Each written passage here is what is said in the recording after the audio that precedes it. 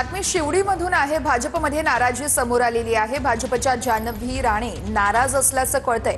Ward क्रमांक 205 मधून वर्षा शिंदे यांना उमेदवारी दिल्यानं भाजपचे निष्ठावंत नाराज झालेले आहेत। जान्हवी राणे या अपक्ष उमेदवार म्हणून अर्ज भरणार असल्याचं देखील समोर आलेलं आहे। जान्हवी राणे या मागील 15 वर्षांपासून भाजपात कार्यरत आहेत। तर नागपूरमध्ये भाजपचे नाराज नेते राष्ट्रवादीच्या गळाला लागण्याची शक्यता वर्तवली जाते। भाजप तिकीट न मिळालेल्या इच्छुकांच्या राष्ट्रवादी संपर्कात असल्याचंही कळतंय।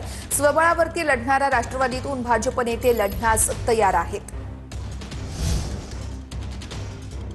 तर भाजपकडून आमदार मनीषा चौधरींच्या मुलीला तिकीट नाकारण्यात आलेलं आहे। अंकिता चौधरी सावे या वॉर्ड क्रमांक 8 मधून इच्छुक होत्या। भाजपकडून महिला मोर्चाच्या योगिता पाटील यांना उमेदवारी जाहीर करण्यात आलेली आहे। त्यामुळे भाजपकडून आमदार मनीषा चौधरींच्या मुलीचं तिकीट नाकारण्यात आलंय।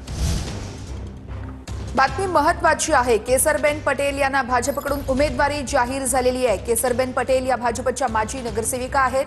तसेच केसरबेन या शिवसेना आमदार मुर्जी पटेल यांच्या पत्नी आहेत। विधानसभा निवडणुकीवेळेस मुर्जी पटेल यांना भाजप सोडून शिवसेनेच्या चिन्हावरती उभं राहावं लागलं होतं।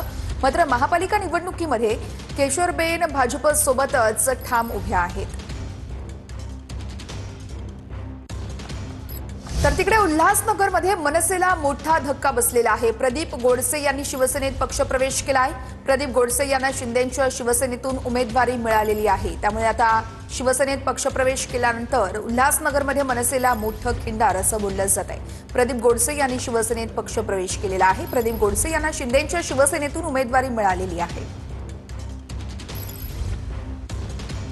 प्रदीप गोडसे मनसेचे कट्टर मानले जायचे। मात्र उल्हासनगरमध्ये आता समीकरणं बदलू शकतात, कारण मनसेला मोठा धक्का बसलेला आहे। प्रदीप गोडसे यांनी शिवसेनेत पक्षप्रवेश केलाय।